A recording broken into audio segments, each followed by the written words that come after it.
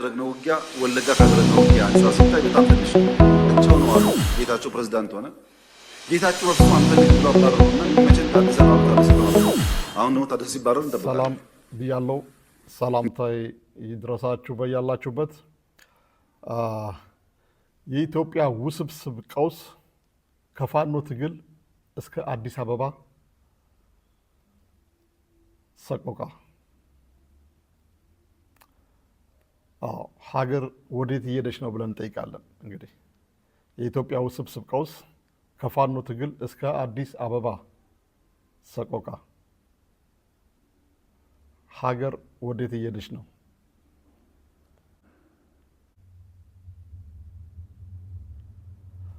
ዛሬ እንግዲህ በዚህ ላይ እናተኩራለን።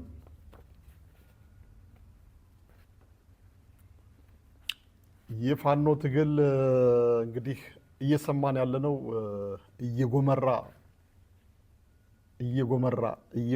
የመጣ ይመስላል። አሁን ላይ በጣም ከባድ ነው። በአማራ ክልል ውስጥ ያለው ትንቅንቅ በጣም ከባድ ነው። ፋኖ በሚገባ እየተዋጋ ነው ማለት ይቻላል። አሁን ላይ በአጠቃላይ ግን የመንግስት ፋኖን ማሸነፍ አልቻለም ማለት እንችላለን። በቃ በዚህ መደምደም እንችላለን። ይሄ እውነት ለመናገር አሁን ላይ ይህ መንግስት ስለ ሀገር ስለ ኢትዮጵያ የሚያስብ ቢሆን እንዲሁ ዝም ብሎ በየቦታው እየዞረ ይሄ ምንድን ነው ወንዝ ማሻገር ልማት እያሳየ በቴሌቪዥን የተወሰኑ ከደጋፊዎቹ ውጭ ሌሎችን የሚያስፈነጭበት የለም። በአሁኑ ሰዓት ላይ የኢትዮጵያ ሕዝብ በመላው በሰሜን በደቡብ በሁሉም አካባቢ ያለው የተወጠረ ሕዝብ ነው። ስለዚህ የመንግስት ቢያስተውል እና ከታጠቁ ኃይሎች ጋር ቢደራደር ነው የሚሻለው። መደራደር ሲባል በቃ መደራደር ለሀገር የሚያስብ ስለሆነ ስልጣኑን አሳልፎ እስከ መስጠት ድረስ መደራደር። በተለይ ደግሞ እነ ልደቷ እያሉ የሚያነሱት ሀሳብ በጣም ገዢ ነው ለሁሉም ኢትዮጵያዊ። ብልጽግናም ራሱን ችሎ ከነዚህ ህብረት ጋር ተቀላቅሎ ህዝባዊ መንግስት ህዝባዊ የሆነ የሽግግር መንግስት እንዲመሰረትና ከዛ በኋላም በህዝብ የሚመረጥ ዲሞክራሲያዊ መንግስት ሀገራዊ ውይይት እንዲደረግና ኢትዮጵያ ውስጥ የታጠቁ ኃይሎች ሰላም እንዲያወርዱ የሚያደርጉት ጥረት መደገፍ ያለበት ነገር ነው። ከዚያ ውጭ ኢትዮጵያ ሌላ ምንም አይነት መንገድ አማራጭ የላትም። አሁን ላይ እያየን ያለነው ከጊዜ ወደ ጊዜ በቃ ፋኖ በጣም የሚሸነፍ ኃይል አይደለም በአሁኑ ሰዓት። አንደኛ ፋኖ ያለው የትም አይደለም፣ ህዝብ ውስጥ ነው ያለው። ህዝብ ውስጥ ነው። እንደ ድሮ ለይተህ እንደ አሁን ደደቢት እንኳን እያሉ እነዚህ ወያኔዎች እና ሻዕቢያ ናቅፋና ደደቢት እያሉ እንኳን እዛ ላይ ደርግ ማጥፋት አልቻለም። መምጣት ችለዋል። ከዛ በኋላ ወደ ህዝብ እየገቡ ህዝብ ጋር እየገቡ ከዛ በኋላ ህዝብ እንደ ጀን እያደረጉ ህዝብ ጋር የተቀላቀሉ ኃይል እያገኙ ወደ መካከለኛው ወደ አዲስ አበባ መዝለቅና ደርግን ማባረር ስልጣን መያዝ ችለዋል። አሁንም ፋኖ እርግጥ ነው ክልሉን በጣም ይጎዳል፣ የከተማው ህዝብ በጣም ይጎዳል። በኢኮኖሚ በልማት በትምህርት በጤና በጣም ከፍተኛ የሆነ ጉዳት አለው። ክልሉን በጣም ወደኋላ ይመልሳል። ነገር ግን ክልሉ ብቻ አይደለም፣ በጠቃላይ ኢትዮጵያ ነው የሚመለሰው። ይህ ኃይል አሸንፎ ደግሞ መምጣቱ አይቀርም። በዚህ የሚቀጥል ከሆነ መንግስት በዚህ ግትርነቱ የሚቀጥል ከሆነ ፋኖ አሸንፎ ወደ መሀል መምጣቱ የማይቀር ጉዳይ ነው። አሁን ላይ እያየን ያለ ነው። ያ 3 ዓመት እንግዲህ 4ኛ ዓመቱን እየያዘ ነው። እናጠፋቸዋለን እንላቸዋለን፣ እየሆነ አይደለም። ስለዚህ ጦርነቱ በቀጠለ ቁጥር ደግሞ የሀገሪቱ ውድቀት እየተፋጠነ ነው የሚመጣው። በአጠቃላይ አሁን ስለ መንግስት ውድቀት አይደለም የሚያሳስበን። መንግስት አንድ ነው፣ የህዝብ ነው። የሀገሪቱ ኢኮኖሚ በአጠቃላይ እንደ ኢትዮጵያ ሀገር ወደኋላ የመቅረት ጉዳይ ለሁላችንም አሳሳቢ ሊሆን ይገባል። ማንም የሚድን የለም። ዛሬ ላይ ሀብታም ድሃ የሚባል ነገር ሊኖር ይችላል። እንደዚህ ድብልቅልቅ ያለ ነገር ከተፈጠረ ግን ሀብታም አይድንም፣ ድሃም አይድንም። እኩል ሟች ነው የሚሆነው፣ እኩል ፈራሽ ነው የሚሆነው። ሀገር ከሌለ ምንም ነገር የለም። ስለዚህ ፕሊዝ መንግስት በተለይ ደግሞ በወታደሩ ውስጥ ያላችሁ ጄኔራሎች እንዲህ የሀገር መከላከያ ሰራዊቶች ስለ ኢትዮጵያ ስለገባችሁት ቃል ስትሉ ከዚህ ዲክታተር መንግስት ራሳችሁን ገለልተኛ አድርጋችሁ ለሁሉም ኢትዮጵያዊ ዋስትና ለመሆን ብትችሉ መልካም ነው። ሀገርን ልታደኑ ትችላላችሁ። ኢትዮጵያን ማስቀጠል ይቻላል። አሁን ላይ ግን በዚህ ባለ በብልጽግና መንግስት እየተመራችሁ የአንድ ፓርቲ አካል ሆናችሁ ግደል ስትባል ትገድላለህ፣ በድሮን ደብድብ ስትባል ትደበድባለህ፣ በታንክ በመትረጌስ ፌር አይደለም እየተሰራ ያለው ነገር። በጣም ከባድ ነው። ይሄ በጣም ያስጠይቃችኋል። የትም ቦታ ሰላም ልትኖሩ አትችሉም። ዛሬ በድሮን የምትደበድበው ህዝብ ነገ፣ ዛሬ በታንክ የምትደበድበው ህዝብ ነገ እንዴት ነው? እሰቡት። እንዲህ ሰው በሉዓላዊነትን ለማስከበር ከሀገር ከሌላ ጠላት ኃይል ጋር እንደዛ አይነት ነገር ትጠቀማለህ። ሀገር ውስጥ ግን እንደዚህ በድሮን ምንም አይነት ደግሞ የሰፋ ቴክኖሎጂ በሌለበት ለይቶ ማጥቃት በማትችልበት ሁኔታ ንጹሐንን በማውደም የገበሬውን ምርት፣ ሰብል፣ ቤት፣ እንስሳቶችን ሳይቀር በመግደል አሸናፊነት በፍጹም ሊመጣ አይችልም። ከጊዜ ወደ ጊዜ ህዝቡ እየመረረው ወደ ፋኖ እየተቀላቀለ ኃይል እየሆነ እንደገና ወደፊት ነው የሚመጣው። ስለዚህ የተራዘመ ትግል ይሆናል። በዚህ መካከል ንጹሐን ይጎዳሉ፣ ክልሉ እንዳለ ይደቃል። ያ ብቻ አይደለም፣ ኢትዮጵያም ደግሞ ትደቃለች። የአማራ ክልል ሲወድቅ ኢትዮጵያን ይዞ ነው የሚወድቀው። ብቻውን የሚወድቅ የለም። የትግራይ ክልል ኢትዮጵያን አዳክሞ ነው የደከመው። ስለዚህ አሁን ደግሞ የአማራ ክልል ደግሞ ከትግራይ ክልል በጣም የገዘፈ ክልል ነው። ስለዚህ ይህ ክልል ወደቀ ማለት ኢትዮጵያ አብራ ትወድቃለች። ማንም ቀጥ ሊያደርጋት አይችልም። ስለዚህን አርቀን ልናስብ ይገባል። ስለ ሀገር የምናስብ ከሆነ እንደዚህ ፓርኪንግ እየሰራን ወይም የተለያዩ የሚያብለጨልጩ ነገሮችን እየሰራን ህዝብን ከቦታው እያፈናቀልን የአዲስ አበባ ህዝብ በጣም እየተገፋ ነው፣ ተበትኗል። እየተሰራበት ያለው ነገር በጣም ከባድ ነው። ወደፊት አዲስ አበባ ልክ እንደ ኢየሩሳሌም ትሆናለች ነው እያሉን ያሉት። ማለት ምንድን ነው እንግዲህ ኢየሩሳሌም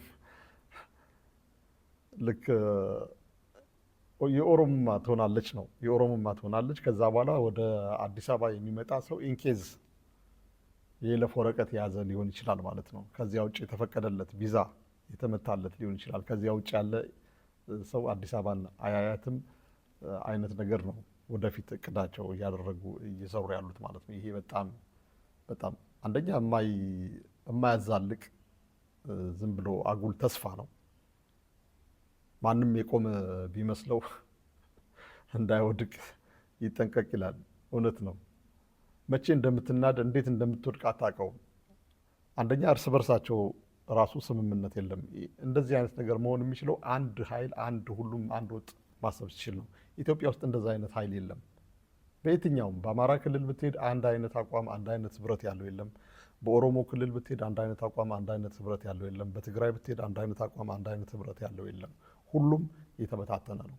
ያ አንዱ አክራሪነትን ብሔርተኝነትን መርጦ ኢትዮጵያን ለማፍረስ ቢሄድ አንዱ ሌላኛው ግሩፕ ኦሮሞ ደግሞ ይህንን አይደግፍም። የማይደግፍ ከሌሎች ኢትዮጵያን ጋር አብሮ መኖሩን የሚመርጥ አለ። አማራውም ትግሬውም ያ ህወሓቶች አገር የመመስረት ሂደት ላይ ናቸው። ግን በተቃራኒው ደግሞ የህወሓትን ሂደት የማይደግፉ ተጋሮች ብዙ ናቸው። ስለዚህ ያን ማድረግ አይቻላቸውም ማለት ነው። ህወሓቶች ምንድነው ሂደቱ? እንደዚህ አይነት መቆሳቆስ ሀገር እና ህዝብ ይጎዳል። ሂዶ ግን ኢትዮጵያ አንድ መሆኗ የማይቀር ነው።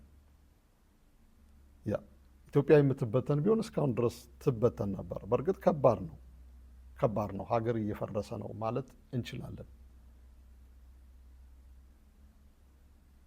ኢትዮጵያ እንደዚህ ናት እንደዚህ እንትን ይጠብቃታል ምናምን አይሰራም። እነ ሶሪያም ተበታት ነው ብዙ መከራ ፈራርሰው ስቲል እስካሁን ድረስ ምድረ በዳ እንደሆኑ ነው ያሉት፣ ሌሎችም የተለያዩ እንደዚህ። ስለዚህ ከወዲሁ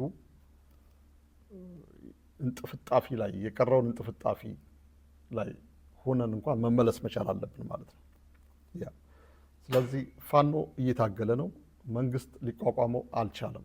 ፋኖ በራሱ ውስጥ ችግር አለበት፣ ያ ውስጡ ችግር አለበት። አሁን ባለፈው እየሰማን ያለ ነው እንደውም ፋኖ ማርሼት በዝናቡ በሚመራው በቴዎድሮስ ብርጌድ ተቀጥቅጦ ከፍተኛ ጉዳት ደርሶበት ምናምን አይነት ነገር ሰምተናል።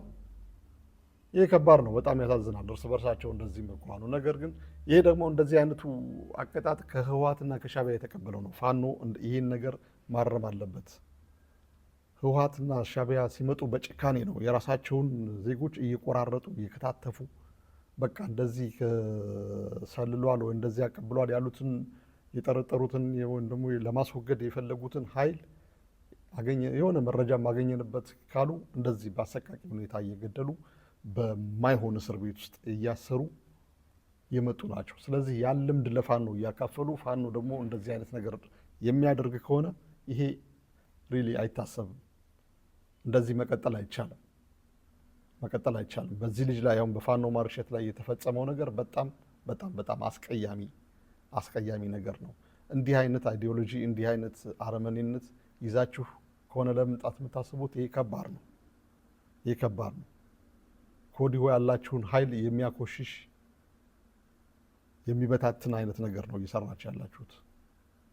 ህወሓት፣ ሻዕቢያ በጣም በእንደዚህ አይነት ነገር የተካኑ ናቸው። ዘግናኝ ነገር ነው የሚሰሩት። በእስር ደረጃ፣ በቅጥቀጣ፣ በግርፊያ በጣም የሚያኮላሹ ኃይሎች ናቸው እና በዚህ ማመን በጣም አስፈላጊ አይደለም። እንደዚህ አይነት እስር ቤቶች በቀጥታ ከሻዕቢያ ኦርደር የተደረገ ነው ይመስለኝ። እንደዚህ አሁን በተወሰነ ዋሻራ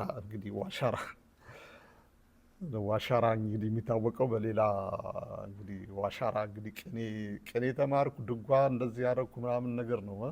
በፍቅር እስከ መቃብር ነው የምናውቀው። በጣም ሳንሄደው አገሩን ሳናውቀው እንደዚሁ ዝም ብለን በቃ እንደዚህ ዲማ ዋሻራ ሲባል እንደዚህ ደስ የሚል አይነት ነገር መንፈስ ያለው ከሰማነው እና ይሄ በፋኖ ማርሸት ላይ የተፈጸመው ነገር በጣም አስቀያሚ ነገር ነው። ይሄ ከሻዕቢያ በቀጥታ ኦርደር እየተደረገ የሚመጣ ነገር ለፋኖ አይጠቅምም። እንደዛ አይነት ሂደት ከመንግስት ጋር ግንኙነት ሊኖረው ይችላል ያደረጋል። የስ ኦኬ በትግል ላይ ያለ ነገር ነው። ከከዳ ይክዳ። ችግራችን ምንድን ነው ብላችሁ መመርመርና እንደዚህ ሊያደርግ የቻለበት ምክንያት ምንድን ነው? ይህ ታጋይ ጓደኛችን አብሮ የታገለ ብዙ መስዋዕትነት የከፈለ ለምን ለዚህ በቃ? ለምን ከእንደዚህ አይነት ከመንግስት ጋር እንደዚህ አይነት መላላክ ሊፈጥር ቻለ? ምንድን ነው ድክመታችን? ምንድን ነው ክፍተታችን? ይህን ነገር በውይይት መፍታትና እንትናችሁን መድፈን ስትችሉ እንደዚህ አድርጎ በአሰቃቂ ሁኔታ እንደዚህ መቀጣጫው ይሄ አይሰራም። የበለጠ ብዙዎችን ያሸሻል።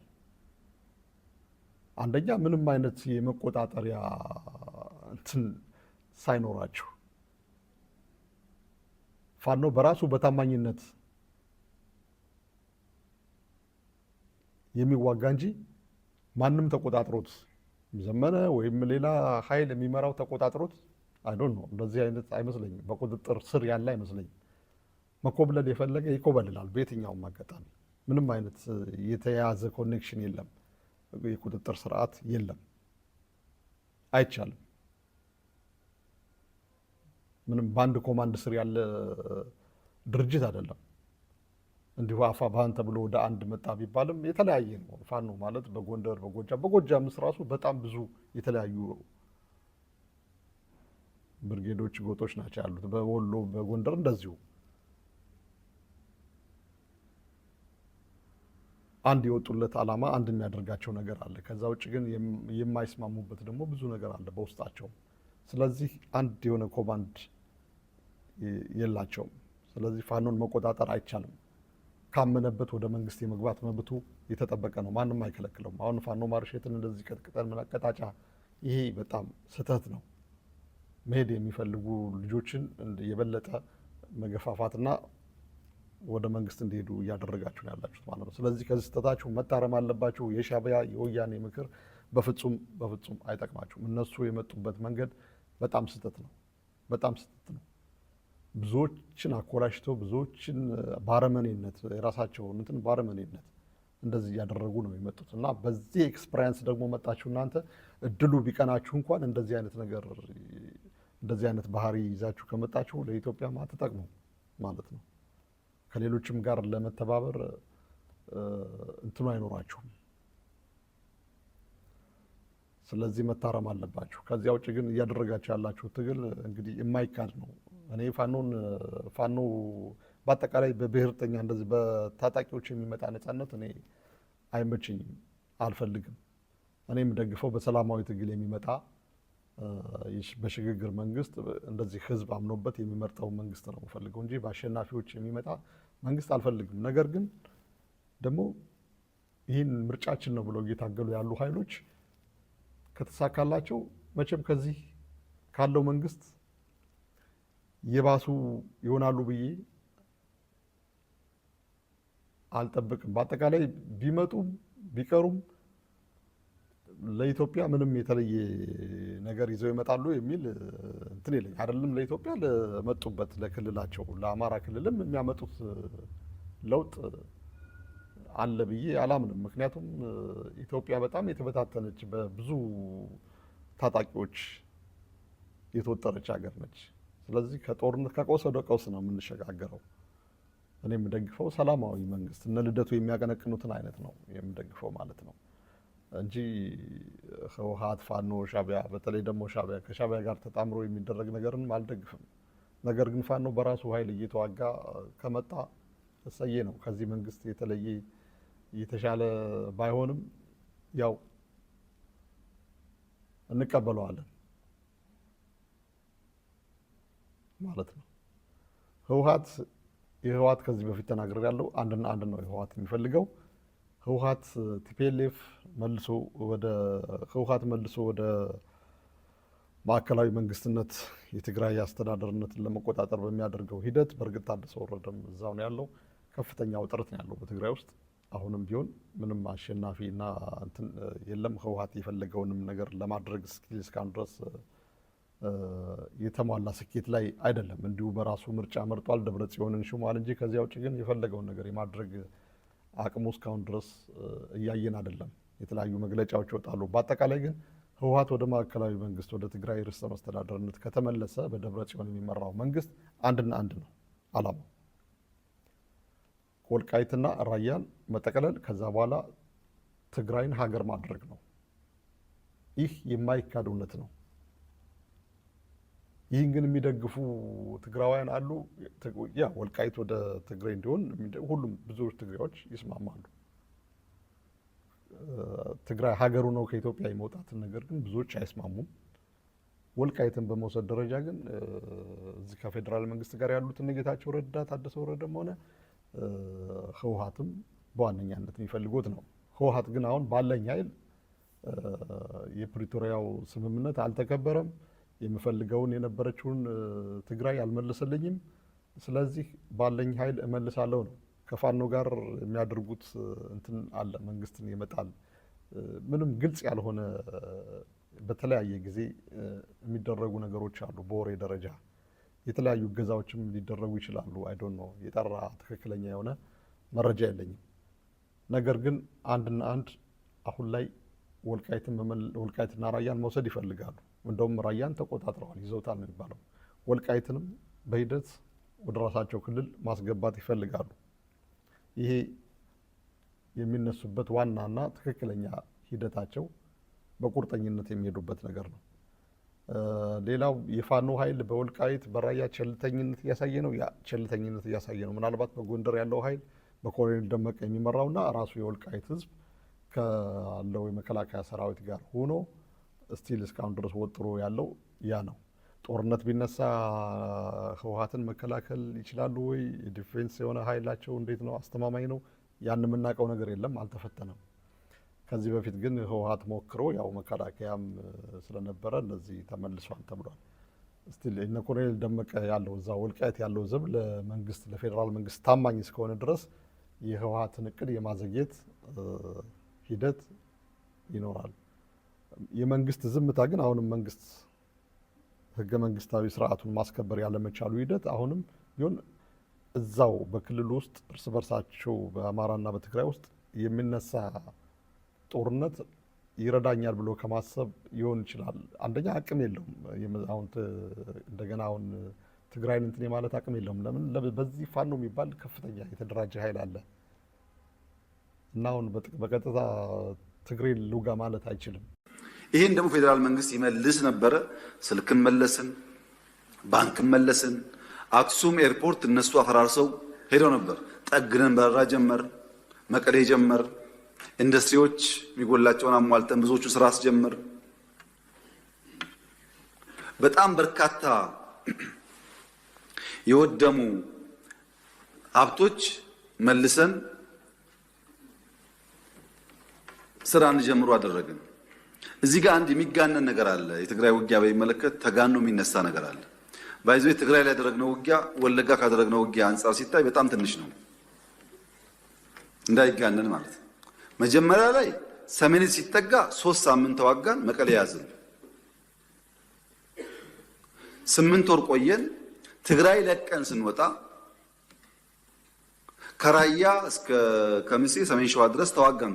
የት? አማራ ክልል ውስጥ። ከዛስ ተዋግተን ነው መለስናቸው ወደ ድንበራቸው። ከዛስ ትግራይ ውጊያ አልነበረም። 3ኛ ዙር አጠቁን። 2-3 ሳምንት አዲግራት ደረስን። መቀሌ ልንገባ ስንል ተፈረመ ስምምነቱ፣ ጠቅልለው ወጣን። በድምሩ በትግራይ ምድር ውስጥ የነበረው ውጊያ ቢበዛ የ2 ወር ዕድሜ ነው ያለው።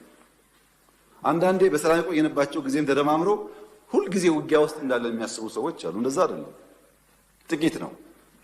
አማራ ክልል ገብተው እስከወጡበት ጊዜ ያለውን ቢቆጠር ያን ሊያክል ይችላል።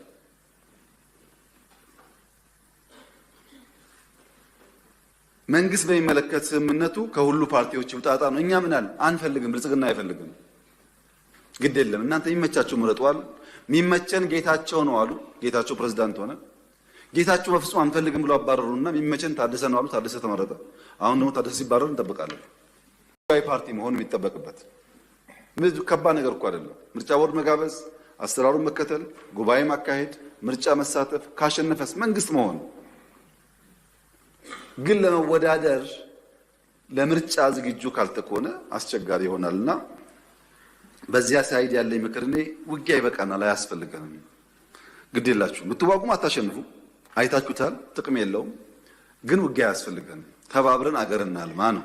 ለምን ጉልበት ይዞ ያልወጣውን ተራራ ከዘራ ይዞ አይወጣውም ይባላል። በጉልበት ዘመን ያልሆነውን ዛሬ አይሳካም። ቱ ሌት ባይ ዘ ወይ የኢትዮጵያን መንግስት በኃይል ቱ ሌት አይቻልም።